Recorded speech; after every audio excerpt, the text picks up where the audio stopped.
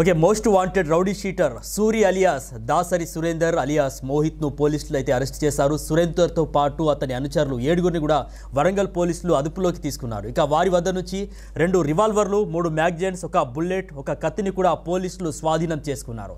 ఇక Shayampet police station పరిధిలో ఓ lorry డ్రైవర్ను సూరి గ్యాంగ్ గన్తో బెదిరించినటువంటి విషయం తెలిసిందే. వార్తలు కూడా వచ్చాయి. అయితే రౌడీ షీటర్ సూరిపై దాదాపు 45కు పైగా క్రిమినల్ కేసులు కూడా ఉన్నాయి. రాచకొండ కమిషనరేట్ నుంచి సూరిపై సిటీ బహిష్కరణ వేటు కూడా పడింది. దీంతో గత కొద్ది నెలలుగా వరంగల్ అడ్డాగా ఈ గ్యాంగ్ నేరాలకు పాల్పడుతున్నట్టు తెలుస్తోంది. అయితే రౌడీ షీటర్ సూరి అరెస్టుకు సంబంధించినటువంటి వివరాల్ని Warangal east zone DCP Ankit Kumar మీడియాకు వెల్లడించారు.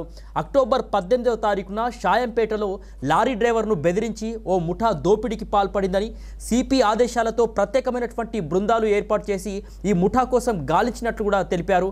లారీ డ్రైవర్ను బెదిరించింది అదేవిధంగా రౌడీ షీటర్ సూరి గ్యాంగ్ అని గుర్తించినట్లు కూడా డీసీపీ వెల్లడించారు.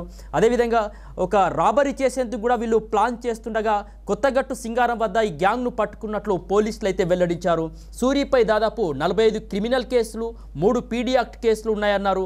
రాచకొండ కమిషనరేట్ నుంచి రౌడీ షీటర్ సూరి బహిష్కరణకు గురయ్యాడని కూడా పోలీసులు వెల్లడించారు. చర్లపల్లి జైల్లో బీహార్కు చెందినటువంటి ఠాకూర్తో సూరికి పరిచయం అయిందని, ఇక అతని ద్వారా బీహార్ నుంచి 2 షార్ట్ వెపన్స్ కొనుగోలు చేసినట్లు కూడా పోలీసులు ధృవీకరించారు.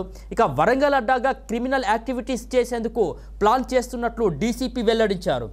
ఇక భూపాలపల్లిలో కూడా కొంతమందిని హత్య చేసేందుకు కూడా ఈ గ్యాంగ్ చర్చలు జరిపారని, అయితే సూరి గ్యాంగ్ నేరాలను ముందే అడ్డుకున్నట్లు కూడా పోలీసులు వెల్లడించారు. ఇక సూరితో పాటు అతని ముఠా సభ్యులు మరో 7గురిని కూడా అరెస్ట్ చేసినట్లు ఇప్పటికే డీసీపీ అంకిత్ కుమార్ అయితే తెలిపారు. అయితే గన్ కల్చర్ పైన, గన్ గ్యాంగ్ పైన పోలీసులు ఉక్కుపాదం మోపుతున్నట్లు కూడా వెల్లడించారు.